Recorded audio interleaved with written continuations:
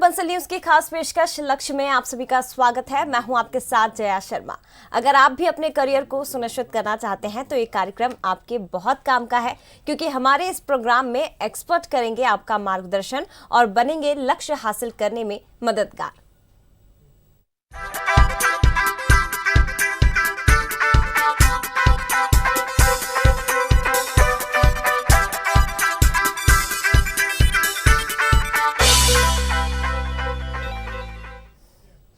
तो हमारे खास कार्यक्रम लक्ष्य में हम उन लोगों से आपको रूबरू कराते हैं जो शिक्षा के क्षेत्र में बेहतर काम कर रहे हैं, छात्रों के मन में करियर को लेकर उठने वाले सवालों का जवाब भी देते हैं और कैसे शिक्षा का स्तर बढ़े इसके लिए कोशिश भी कर रहे हैं।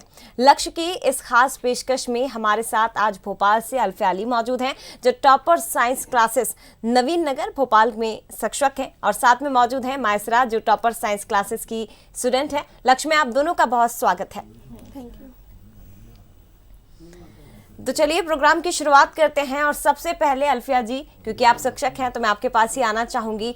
कोचिंग क्लासेस के बारे में आपसे हम सबसे पहले जानना चाहते हैं। आप अपनी कोचिंग क्लासेस के बारे में बताइए और इसके साथ ही ये भी बताइए कि आपकी कोचिंग में मैथ्स स्ट्रीम के कितने स्टूडेंट हैं। सबसे पहले मैं बंसल न्यूज़ का धन्यवाद करना चाहती हूँ, जिन्होंने हमें ये अवसर प्रदान किया। साथ ही साथ हमारी कोचिंग क्लासेस का नाम टॉपर साइंस क्लासेस है, जो नवीन नगर भोपाल में स्थित है। हमारी कोचिंग क्लासेस के डायरेक्टर मिस्टर हबीब हाशमी सर जी हैं, जो 35 वर्षों से इस कोचिंग को एक सेवा के रूप में संचालित करते आ रहे हैं। हमारी कोचिंग क्लासेस में साइंस स्ट्रीम के स्टूडेंट 100 प्लस रहते हैं। प्लस में हमारा ओवरऑल अगर देखा जाए तो 350 प्लस 400 स्टूडेंट प्रति वर्ष हमारे इधर के स्टूडेंट्स रहते हैं। साथ ही हमारी कोचिंग क्लासेस की अगर हम बात करें तो यहाँ पर हम लोग नर्सरी से लेकर 12th कक्षा तक सभी वर्गों के बच्चों को न्यूनतम फीस में उच्च शिक्षा प्रदान की जाती है। और मैं इस कोचिंग से पिछले 10 वर्षों से जुड़ी हुई हूँ एज अ टीचर, और हम लोगों का मेन यही उद्देश्य है कि हम लोग ज़्यादा से ज़्यादा अच्छी उच्च शिक्षकों को दे सकें। बिल्कुल अल्फिया जी, ये बेहद महत्वपूर्ण बातें आपने कही है, क्योंकि बहुत बड़ी संख्या में स्टूडेंट छात्र आपकी कोचिंग क्लासेस में आते हैं। जैसा कि आपने जिक्र किया कि नर्सरी से लेकर क्लास 12th तक आप छात्रों को शिक्षित करते हैं, तो समझना चाहूंगी मैं कि कैसे आपकी ओर से इन छात्रों को गाइड किया जाता है, कैसे आप इन्हें हैंडल करते हैं, किस प्रकार इनके शिक्षित करते हैं। हमारे यहाँ सभी डिफरेंट टाइप्स की क्लासेस रहती हैं, तो सभी के एक्सपर्ट्स फैकल्टीज़ आती हैं कि जो लेक्चर वाइज डिवाइडेड रहती हैं। प्लस में हमारे यहाँ प्रैक्टिस क्वेश्चन शीट्स वगैरह करवाई जाती हैं। बोर्ड एग्ज़ाम्स की प्रिपरेशंस के लिए इनके लिए अपना टेस्ट सीरीज़ वगैरह ऑर्गेनाइज़ की जाती है। हर साल 3 से 4 बार टेस्ट सीरीज़ ऑर्गेनाइज़ की जाती है, जिसमें पूरा बोर्ड पैटर्न पर ही आधारित रहते हैं पेपर्स। उससे बच्चों को बहुत ज़्यादा प्रॉफिट होता है। साथ ही डिफरेंट टाइप्स की करिकुलर एक्टिविटीज़ वगैरह भी करवाई जाती हैं। बिल्कुल, देखिए किस प्रकार से आप बच्चों को पढ़ाते हैं, कैसे उन्हें समझाइश दी जाती है, क्योंकि कई बार ऐसे भी बच्चे निकल कर आते हैं जिन्हें समझने में थोड़ी सी परेशानी होती है, तो आपकी कोचिंग क्लासेस में उन्हें कैसे गाइड किया जाता है ये भी मैं आपसे जानूंगी अल्फिया जी। लेकिन मायसरा क्योंकि हमारे साथ जुड़ी हुई है, उनका भी मैं रुख करूंगी। मायसरा, जानना चाहेंगे आपसे कि किस स्ट्रीम की आप स्टूडेंट हैं, इसके साथ ही किस तरह से आप पढ़ाई करती हैं, किस तरह से एग्ज़ाम की तैयारी करती हैं। मैं मैथ्स प्लस बायो स्ट्रीम की स्टूडेंट हूँ, और मैं फ़र्स्ट ऑफ़ ऑल मैं बंसल लक्ष्य का थैंक यू करना चाहूँगी, और उसके बाद मैं टीएससी के टीचर्स का थैंक यू करना चाहूँगी, क्योंकि वो हम लोगों के ऊपर काफ़ी मेहनत करते हैं। Mister Habib sir, miss Alfiya ma'am, mister Aamir sir, mister Ehtesham sir, ये सभी टीचर्स हम लोगों के लिए काफ़ी मेहनत करते हैं। हम लोग हमसे ज़्यादा वरी होते हैं एग्ज़ाम्स के लिए कि हम लोगों के एग्ज़ाम्स आ रहे हैं। रिवीजन कराया जाता है, एक्स्ट्रा क्लासेस ऑर्गेनाइज़ की जाती हैं, और तो टेस्ट सीरीज़ भी की जाती हैं, जिससे हमें अंदाज़ा हो जाता है कि हमारी कितनी प्रिपरेशन है और हमें कितनी और करना है और हमें रिज़ल्ट हमारा कैसा आने वाला है। ये सब तैयारियाँ की जाती हैं, और सेल्फ़ स्टडी के ऊपर भी बहुत ज़्यादा फोकस करना पड़ता है, क्योंकि विदाउट सेल्फ़ स्टडी की स्टडी कंप्लीट नहीं होती। तो मैं एग्ज़ाम टाइमिंग पर पहले तो इम्पॉर्टेंट टॉपिक्स कवर करती हूँ, और उसके बाद जो रिमेनिंग टॉपिक्स होते हैं उनको कवर करती हूँ। ऐसे मैं एग्ज़ाम्स की तैयारी कर लेती हूँ। बिल्कुल, देखिए मायसरा, ये कहा जाता है कि, और शिक्षक भी हमेशा कहते हैं कि हम आपको कोचिंग में पढ़ा सकते हैं, हम आपको स्कूल में पढ़ा सकते हैं, लेकिन मेहनत जो है वो आपको ही करनी है। जितनी मेहनत होगी वो आपको करनी है। तो मायसरा कैसे तैयारी करती है ये मैं समझना चाहती हूँ। सेल्फ स्टडी की बात आपने कही है, किस तरह से आप खुद की तैयारियां करती हैं, टाइम मैनेजमेंट कैसे किया जाता है? टाइम में तो फर्स्ट ऑफ ऑल स्कूल में स्कूल की टाइमिंग रहती है 1:30 पर, और उसके बाद आकर 2:30 से क्लासेस होती हैं जो कि 6:30 तक चलती हैं, 6 PM तक। और फिर थोड़ी बहुत घर में आकर रेस्ट किया जाता है, जो टाइमिंग रहती है एक्टिविटीज़ में कुछ चली जाती है, क्योंकि ख़ुद को फिट रखना भी बहुत इम्पॉर्टेंट है। तो फिर उसके बाद थोड़ी बहुत सेल्फ़ स्टडी के बाद तैयारी हो जाती है। ये बहुत महत्वपूर्ण बात मायसरा आपने कही है कि पढ़ाई के साथ साथ आपको खुद पर भी ध्यान देना बहुत ज़्यादा ज़रूरी होता है कि आपकी फिटनेस का आप कितना ध्यान रखते हैं। अगर आप स्वस्थ होंगे तो आप पढ़ाई पर उतना फोकस कर पाएंगे। अल्फिया जी, मैं आपसे समझना चाहूँगी कि क्यों आपकी कोचिंग में, जैसा कि आपने स्टार्टिंग में ही बताया है कि बड़ी संख्या स्टूडेंट्स की है, नर्सरी से लेकर 12वीं तक के छात्र आप हैंडल करते हैं, पढ़ाते हैं, तो उनकी फिटनेस पर किस तरह से ध्यान दिया जाता है? बच्चों को किसी तरह की परेशानियाँ ना हो, स्वास्थ्य पर किस तरह से फोकस किया जाता है? एक्चुअली हमारी कोचिंग इंस्टीट्यूट का जो एटमॉस्फेयर है वो बिल्कुल हम लोग ऐसा कोशिश करते हैं कि जिस तरीके से घर का एटमॉस्फेयर बच्चों को मिलता है हाइजीनिक वाला, उसी तरीके से हमारी कोचिंग इंस्टीट्यूट का एटमॉस्फेयर भी बच्चों को मिल सके। यहाँ पर हमारे यहाँ सारी फैसिलिटीज़ होती हैं, एक्वागार्ड, वाटर वगैरह सारी चीज़ें मतलब हाइजीनिक्स वाली रहती हैंगी। किसी भी तरीके का मतलब उनको प्रॉब्लम्स ना हो उनकी हेल्थ को लेकर, और का टाइम पर उनको हेल्थ के रिलेटेड चीज़ें भी समझाई जाती हैं, क्या उनके लिए बेनिफिट्स हैं और क्या चीज़ें उनको लेनी चाहिए, बाहर के जो फूड्स होते हैं उन्हें अवॉइड करना चाहिए, इस तरीके से हम लोग बताते हैं। साथ ही साथ एक लिमिटेड क्वांटिटी में ही, जैसे स्ट्रेंथ तो बहुत ज़्यादा होती है बट एक लिमिटेड क्वांटिटी में ही हम लोग हमारे स्टूडेंट्स को रखते हैं। जैसे अगर हमारी क्लास की अगर स्ट्रेंथ की बात करें, ऑल ओवर तो ज़्यादा है पर एक क्लासेस में हम लिमिटेड स्टूडेंट रखते हैं, भले ही एक्स्ट्रा बैचेस वगैरह हम लोगों को रखने पड़े, पर वो इसीलिए ताकि हम पर्टिकुलर कि हर एक बच्चे पे फोकस कर सके, उनकी हेल्थ के हिसाब से भी उनको देख सके, सभी तरीके से देख सकें। अल्फिया जी, कई बार ऐसा होता है कि इतनी बड़ी संख्या में जब आप छात्रों को पढ़ाते हैं तो कई छात्र थोड़े से कमज़ोर भी होते हैं, और ऐसा भी होता है कि जब बड़ी संख्या में छात्र होते हैं तो कुछ छात्रों पर ध्यान भी नहीं दे पाते हैं। लेकिन मैं आपकी कोचिंग की अगर बात करूं तो किस तरह से आपकी ओर से हर एक छात्र पर ध्यान दिया जाए, हर एक छात्र पर फोकस किया जाए, क्या प्रयास होते हैं इसके? एक्चुअली पर्टिकुलर हम लोग स्पेसिफिक स्टूडेंट से जाकर पूछते हैं। अगर कोई ऐसा वीक स्टूडेंट रहता है तो फिर देन उस पर स्पेशल फोकस किया जाता है, उसकी स्पेशल सेपरेट क्लासेस लगाई जाती हैं, साथ के साथ उसका पूरे डाउट्स क्लियर किए जाते हैं जो बेचेस से अलग रहते हैं, और साथ के साथ उनको बिल्कुल ईजिली फ्रेंडली होकर उनको एक्सप्लेन किया जाता है ताकि उनको अच्छे से समझ में आ जाए। साथ ही वीक स्टूडेंट्स के लिए हमारे यहाँ सेपरेट बेचेस वगैरह समर सेशन में भी लगाए जाते हैं, और ड्यूरिंग एग्ज़ाम पीरियड्स के पहले भी उनके टाइम पे एक्स्ट्रा क्लासेस वगैरह के रूप में लगाए जाते हैं, ताकि हर बच्चा पर्टिकुलर स्पेसिफिक होकर अच्छे से पढ़ सके। अगर कोई बच्चा वीक है तो उसके रेगुलर टेस्टेस हम लोग कंडक्टेड करते हैं, जिसमें हर बच्चे को उसके माइंड के अकॉर्डिंग ही क्वेश्चंस वगैरह दिए जाते हैं, जिससे वो पर्टिकुलर अपने एग्ज़ाम्स में अपने लेवल से स्टडी कर सके। और धीरे धीरे फिर अगर एग्ज़ाम्स हम लोग टेस्ट वगैरह रहते हैं तो वो रेगुलर टेस्ट देकर इम्प्रूव हो जाता है। कितनी बार हमारी क्लासेस में ऐसे भी स्टूडेंट रहे हैं जो बिल्कुल स्टार्टिंग में जब आए थे तो बिल्कुल उनका कोई प्रोग्रेस देखने को नहीं मिली, पर जैसे ही हम लोगों ने अपने हिसाब से अपनी नीतियों से काम कराना शुरू किया, टेस्टेस वगैरह अगर हम लोगों ने लिए, तो फिर देन वो जाकर अच्छे स्कोर्स किए। इनफैक्ट लास्ट ईयर का ही स्टूडेंट है फैसल खान, वो जब स्टार्टिंग में आया था तो वो मतलब सिर्फ एवरेज स्टूडेंट 70 तक था, बट जब वो 12th बोर्ड एग्ज़ाम्स का रिज़ल्ट आया था उसके 90+ परसेंटेज रहे बोर्ड एग्ज़ाम्स में, जो हमारी कोचिंग का लास्ट ईयर का टॉपर भी रहा है। तो इस तरीके से हम वीक स्टूडेंट को भी प्रोग्रेस कराकर टॉप में ले जाते हैं। ये तो शिक्षक की मेहनत है अल्फिया जी, आप जैसे टीचर्स हैं तो इसलिए देखिए वीक स्टूडेंट भी टॉपर बन रहे हैं। हमारे साथ मायसरा भी मौजूद है जो कि टॉपर साइंस क्लासेस की स्टूडेंट है। आपसे मायसरा समझना चाहेंगे, जाहिर तौर पर कभी आप पढ़ाई करती हैं, घर पर आप सेल्फ स्टडी करती हैं या कोचिंग में आप पढ़ाई करते हैं, तो चाहे मैथ्स की हम बात करें, बायो की, केमिस्ट्री की, हर एक चीज़ में कुछ ना कुछ डाउट्स स्टूडेंट्स को निकलते ही हैं। तो मायसरा कैसे अपने डाउट्स को क्लियर करती हैं और किस प्रकार से शिक्षक उन्हें सहयोग करते हैं इसमें? सबसे पहले तो टीचर्स से डाउट क्लियर किए जाते हैं। अगर तब भी ना हो तो फिर मैं बार बार प्रैक्टिस करके देखती हूँ, क्योंकि practice is more important for study. Practice से बहुत कुछ क्लियर हो जाता है, और तब भी नहीं हो तो फिर टीचर्स बहुत हेल्प करते हैं। वो एक बार नहीं, 2 बार नहीं, 3 बार नहीं, बहुत बार समझाते हैं। एक्स्ट्रा क्लासेस ऑर्गेनाइज़ की जाती हैं, बार बार रिवीजन कराया जाता है, एग्ज़ाम्स से पहले बहुत अच्छा प्रिपेयर कराया जाता है, जिसकी वजह से एग्ज़ाम्स में अच्छा स्कोर्स कर सकें।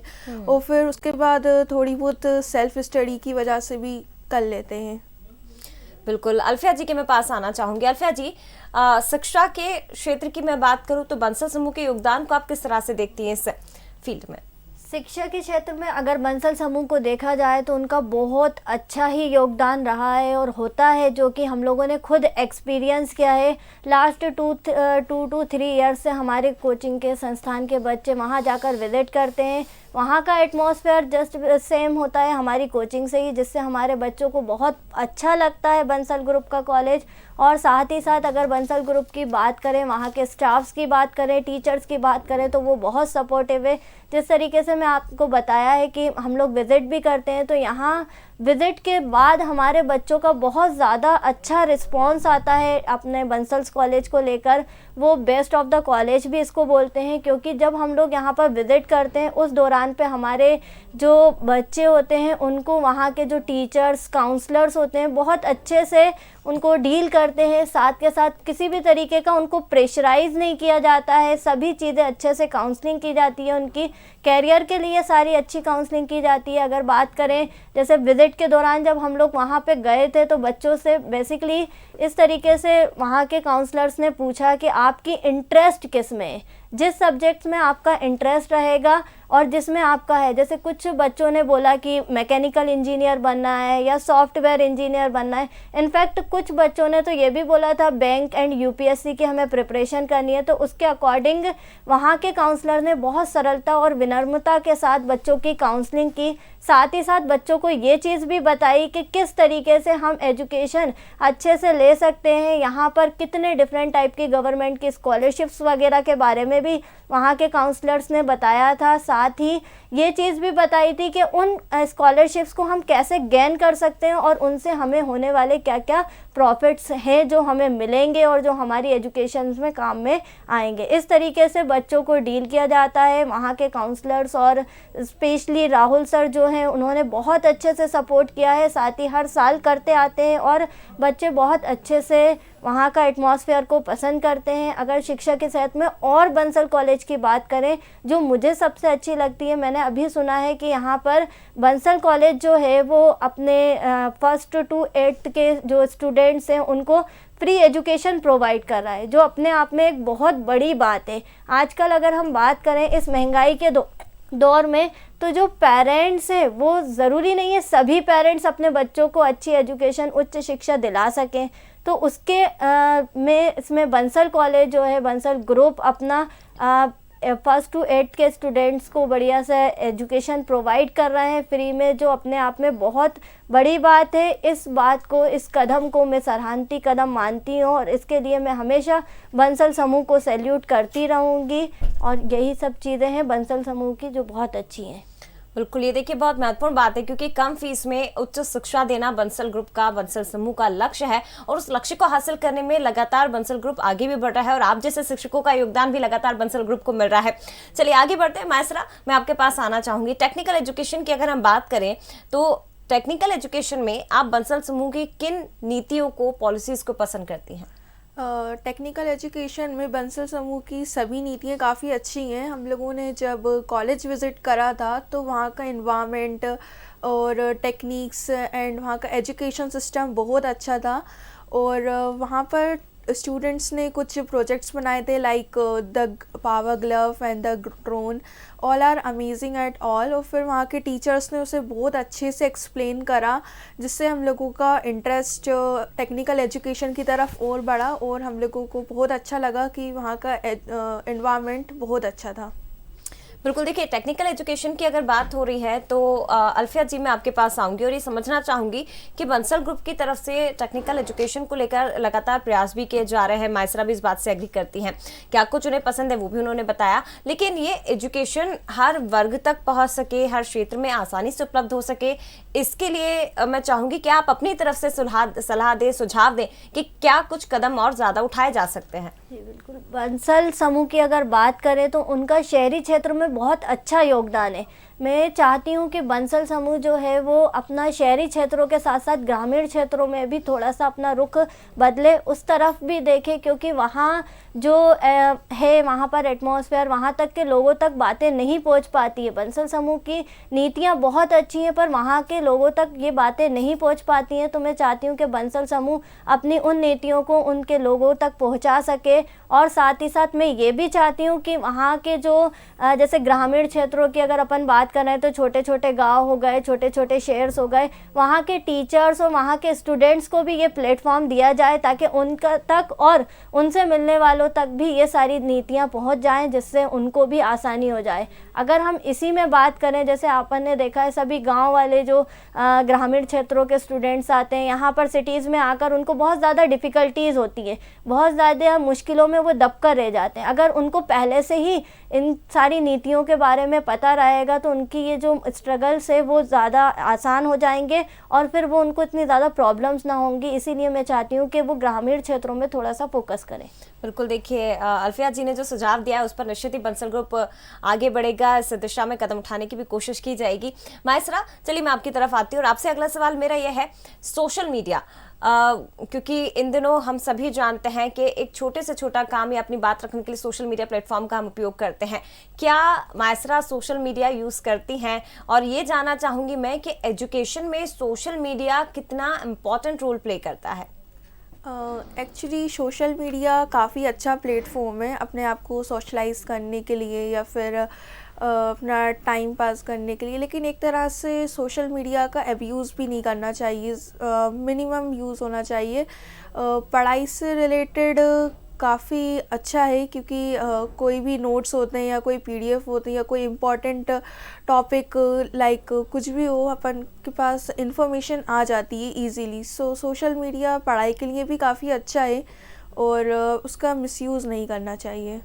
अल्फिया जी, आप ज़रा बताइए कि सोशल मीडिया को आप कितना इम्पोर्टेंट मानती हैं? क्या एजुकेशन में सोशल मीडिया एक इम्पॉर्टेंट रोल प्ले कर रहा है, या ये माने कि कुछ छात्र इसमें जब इससे जुड़ते हैं, सोशल मीडिया का उपयोग करते हैं, तो पढ़ाई से उनका ध्यान कहीं ना कहीं भटक जाता है? ये भी हमने देखा है। आप क्या मानती हैं? जी बिल्कुल, आपने बिल्कुल सही बात बोली। अगर देखा जाए तो सोशल जो मीडिया है वो बहुत अच्छा प्लेटफॉर्म है एजुकेशन लेवल के लिए, बट क्योंकि आजकल के जो स्टूडेंट्स हैं वो इसका बहुत ज़्यादा मिसयूज़ करते हैं। इसमें इतने सारे ऐसे होते हैं, बस अच्छी चीज़ें हैं बट वो लोग उसको नेगेटिवली यूज़ कर लेते हैं, जिसकी वजह से उनका वेस्ट ऑफ टाइम हो जाता है। इसलिए हम लोग भी कोशिश करते हैं कि ज़्यादा से ज़्यादा उनको प्रैक्टिकली क्लासेस दी जाएँ, रियल में दी जाएँ। यहाँ पर प्लेटफॉर्म जो सोशल मीडिया है वहाँ पर ना दी जाए, क्योंकि ये लोग बच्चे वहाँ से पढ़ते पढ़ते बहुत जल्दी उनका माइंड माइग्रेट हो जाता है और फिर वो उस टाइम का वेस्ट करने लगते हैं मिसयूज़ करके सोशल मीडिया का। बिल्कुल, ये बहुत ज़रूरी है। जैसे कि मायसरा ने भी कहा, अल्फिया ने भी कहा कि सोशल मीडिया प्लेटफॉर्म का उपयोग करना चाहिए, लेकिन आप उतना ही उपयोग करिए जितनी कि आपको ज़रूरत है, जितना आपकी स्टडी में, आपकी पढ़ाई में ज़रूरी है। ऐसा ना हो कि पढ़ाई करते करते आप सोशल मीडिया प्लेटफॉर्म पर जाए और वहीं के होकर रह जाए और अपनी पढ़ाई से आपका माइंड कहीं ना कहीं डाइवर्ट हो जाए। इसलिए यही बार बार सलाह दी जाती है कि उतना ही इनका उपयोग करना चाहिए जितना आपको ज़रूरी है। अल्फिया जी, आप ही से मेरा सवाल है, क्योंकि आपकी कोचिंग क्लास से जुड़ी हुई हम कई महत्वपूर्ण बातें कर रहे हैं और आपने भी बताया है कि किस तरह से आप एक बहुत अच्छा वातावरण, एक बहुत अच्छा एनवायरनमेंट अपने छात्रों को देते हैं। तो ये समझना चाहूंगी कि करियर काउंसलिंग किस तरह से की जाती है, और क्या आप जो छात्र हैं उनके पेरेंट्स से भी बात करते हैं? पेरेंट्स टीचर मीटिंग भी समय समय पर आपकी तरफ से की जाती है? जी बिल्कुल, हमारे यहाँ कैरियर काउंसलिंग के लिए सेमिनार्स किए जाते हैं, डिफरेंट टाइप्स के सेमिनार एक्सपर्ट द्वारा भी किए जाते हैं। साथ ही साथ हमारे यहाँ टेस्ट सीरीज़ बहुत ज़्यादा होती है, टेस्ट ऑर्गेनाइज किए जाते हैं। तो उसके लिए टाइम पर पेरेंट्स मीटिंग होती है, जिसमें हम बच्चों की कॉपीज़ वगैरह रिज़ल्ट को भी पेरेंट्स को शो करते हैं। साथ के साथ पेरेंट्स की भी काउंसलिंग कराई जाती है, क्योंकि हमारा ऐसा मानना है कि पेरेंट्स ही सबसे पहला गुरु होता है बच्चों का, और फिर उसके बाद हमारा नंबर आता है। इसलिए पहले हम लोग पेरेंट्स की भी काउंसलिंग करते हैं, देन फिर हम स्टूडेंट पर आते हैं और स्टूडेंट की काउंसलिंग इस तरीके से की जाती है कि उनका इंटरेस्ट किस सब्जेक्ट में या किस स्ट्रीम में ज़्यादा है, उसी के अकॉर्डिंग उनकी काउंसलिंग की जाती है। पहले तो इंटरेस्ट की ही बात करेंगे, इंटरेस्ट जानेंगे, फिर उसके बाद उनकी काउंसलिंग की जाएगी। चाहे उनका किसी भी सब्जेक्ट में इंटरेस्ट हो, उसी के अकॉर्डिंग काउंसलिंग की जाती है और उनको फ्यूचर्स के बारे में बताया जाता है। अल्फिया जी, कई बार ऐसा होता है कि स्टूडेंट क्या करते हैं, जैसे कि 10th के बाद उन्होंने मैथ्स स्ट्रीम ले ली, लेकिन बाद में बीच सेशन में उन्हें ये रियलाइज होता है कि शायद मैं तो ये कर ही नहीं सकता, या मुझे मैथ्स सब्जेक्ट बहुत ज़्यादा टफ लगता है, तो मुझे बायो की तरफ जाना चाहिए, या मुझे कॉमर्स ले लेना चाहिए था। तो ऐसे में आप उन छात्रों को किस प्रकार से गाइडेंस करते हैं, उनको किस तरह से गाइड करती हैं जो खुद ही कन्फ्यूज़ रहते हैं? एक्चुअली जो बच्चे कंफ्यूज रहते हैं, पहले तो हम लोग उनसे एक्चुअल में इंटरेस्ट पूछते हैं कि एक्चुअल में उनका इंटरेस्ट क्या है और वो फाइनली क्या लेना चाहते थे। क्योंकि अपने अगर सोसाइटी में बात करें तो मोस्टली ऐसे भी अपन देखते हैं ग्रुप्स में, जिसमें बहुत सारे पेरेंट्स के अकॉर्डिंग प्रेशराइज होकर के पेरेंट्स ने बोल दिया ये सब्जेक्ट लेना है, फिर देन उनको हाफ सेशन में याद आता है कि हमारा इंटरेस्ट ये था पर हमने पेरेंट्स के प्रेशराइज में ये सब्जेक्ट चूज़ कर लिया, उसके अकॉर्डिंग अब हम कौन सा सब्जेक्ट करें, क्या करें। तो उसके लिए हम लोग उनके इंटरेस्ट के हिसाब से ही चलते हैं और फिर देन उसको अच्छे से प्यार से थोड़ा सा सॉफ्टनेस के साथ समझाकर ऐसी सिचुएशंस को डील करते हैं, जिसमें बच्चों की अच्छी सी काउंसलिंग की जाती है और उनसे ये बोला जाता है कि अब आपको, जैसे अगर 11th का स्टूडेंट है, 11th में बच्चे ने अगर बायो ले लिया है और उसको अगर 12th में मैथ्स लेना है, तो बिल्कुल हम उसको अच्छे से काउंसलिंग की जाती है कि ऐसा कोई सब्जेक्ट नहीं है जो डिफ़िकल्ट है, ऐसा नहीं होता है कि मैथ्स ज़्यादा टफ होती है या दूसरा कोई सब्जेक्ट टफ होता है, ऐसा बिल्कुल नहीं है। अगर आपका इंटरेस्ट मैथ्स में तो आप बिल्कुल मैथ्स को चूज़ करें। तो फिर इसी हिसाब से हम लोग 12th में उनको मैथ्स वाला करवाते हैं, फिर उसके बाद उनके अकॉर्डिंग उनकी स्टडी करती है। चलिए मायसरा, मैं आपके पास आना चाहूँगी, समझना चाहूँगी आपसे कि आप अपने लक्ष्य को कैसे निर्धारित करती हैं, और क्योंकि जैसे कि आपने बताया मैथ्स प्लस बायो आपका सब्जेक्ट है, तो आगे चलकर मायसरा क्या बनना चाहती हैं?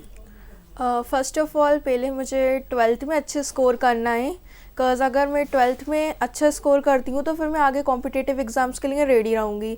सो मैं 12th पर अभी बहुत ज़्यादा फोकस कर रही हूँ और फिर मुझे इन फ्यूचर मुझे सॉफ्टवेयर इंजीनियरिंग करना है। सो मैं अपने एम पर फोकस करते हुए नॉलेज के लिए पढ़ रही हूँ, ना कि मैं अभी बोर्ड एग्ज़ाम्स के लिए, ताकि मैं सॉफ्टवेयर इंजीनियरिंग ईज़िली कर सकूँ और अपना एम पूरा कर सकूँ। इस तरह मैं अपने लक्ष्य को निर्धारित करती हूँ।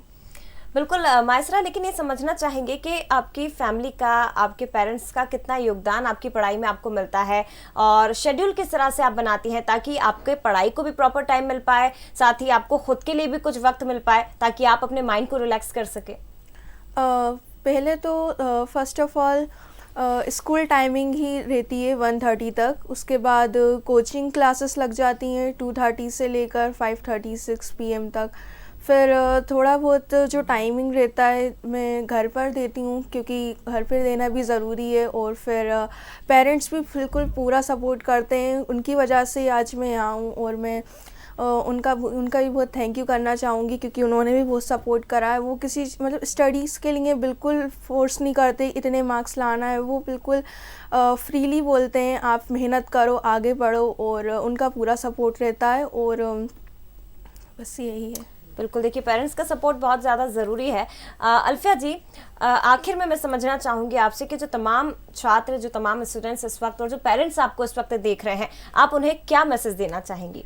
मैं बस यही बोलना चाहूँगी कि जो बच्चे एग्ज़ाम्स जिनके आ रहे हैं उनको तो first of all the best for the exams. Secondly आप लोग अच्छे से फ्री माइंड से पढ़िए, रिवीज़न अच्छे से करिए। नो डाउट आपके बोर्ड एग्ज़ाम्स के भी टाइम टेबल्स आ चुके हैं, तो आप खूब अच्छे से उसकी स्टडीज़ करिए, रिवीज़न बार बार करिए। अगर कोई डाउट है तो आप लोग डाउट क्लासेस में अपने डाउट्स क्लियर करिए, टीचर्स के द्वारा अपने डाउट्स क्लियर करिए। उसके बाद आप पहले उन सब्जेक्ट्स को और उन टॉपिक्स को उठाइए जिसमें आपकी कमांड अच्छी है, क्योंकि आप जिस सब्जेक्ट को पढ़ोगे पहले, अगर आपका वो कमांड है उसमें पहले से, तो आपको उसको पढ़ने में कम टाइम लगेगा, और कम टाइम लगेगा तो आप ऐसे ज़्यादा टॉपिक्स पढ़ पाएंगे और थोड़ा थोड़ा करके आपका बहुत ज़्यादा कवर अप हो जाएगा। अभी आप ऐसे बिल्कुल उसमें ना पढ़िए कि आपको जो टॉपिक्स नहीं आते हैं तो बिल्कुल आप उसमें लगे हुए हैं और आपका टाइम वेस्ट हो रहा है, ऐसे क्वेश्चंस आप बिल्कुल नहीं करिए, उसको लास्ट के लिए रख दिए और फिर उसको अपने टीचर्स की सहायता से सॉल्व करिए। इससे आपको प्रॉब्लम भी नहीं होगी, आपके माइंड पे प्रेशर भी नहीं बनेगा और आपका टाइम मैनेज भी रहेगा। तो आप लोग इसी तरीके से पढ़िए। बिल्कुल। मायसरा, आप क्या संदेश देना चाहेंगे तमाम स्टूडेंट्स को? मैं बंसल लक्ष्य के थ्रू सभी स्टूडेंट्स को यही मैसेज देना चाहूँगी कि सिलेबस पूरा कंप्लीट हो चुका है, रिवीजन करें, ज़्यादा से ज़्यादा इंपॉर्टेंट टॉपिक्स कवर करें और फिर जो रिमेनिंग टॉपिक्स हो उनको करें। स्ट्रेस ना लें, ज़्यादा प्रेशराइज ना करें और हो सके तो नॉलेज के लिए पढ़ें, क्योंकि जितनी नॉलेज गेन होगी उतने ज़्यादा अपन अच्छा स्कोर कर पाएंगे और आगे जो अपना एम है, अपना एम उसके ऊपर फोकस रहेगा और जो चीज़ है आप अचीव कर सकोगे। बिल्कुल, लेकिन उसके लिए सबसे पहले ज़रूरी है कि आप अपना लक्ष्य निर्धारित करिए कि आखिर आपको भविष्य में करना क्या है। और सबसे ज़्यादा महत्वपूर्ण है कि जिन छात्रों के बोर्ड एग्जाम है, जैसा कि मायसरा ने और अल्फिया जी ने भी कहा है कि बोर्ड एग्जाम आपके हैं, तो आपके जो टफ टॉपिक है, जो आप अब तक पढ़ नहीं पाए हैं, उनको आखिर के लिए रख दीजिए। फर्स्ट में, सबसे स्टार्टिंग में उन्हें ही रिवाइज करिए जो आपको बहुत अच्छे से आते हैं और जो बहुत अच्छी तरह से आपके जो डाउट्स है वो पूरी तरह से क्लियर है। टफ को आप आगे के लिए रखिए और शिक्षकों की सहायता उसके लिए बहुत ज़्यादा ज़रूरी है। अल्फिया जी, मायसरा, बहुत शुक्रिया, बहुत धन्यवाद बंसल न्यूज़ के स्टूडियो में आने के लिए और हमसे खास बातचीत करने के लिए।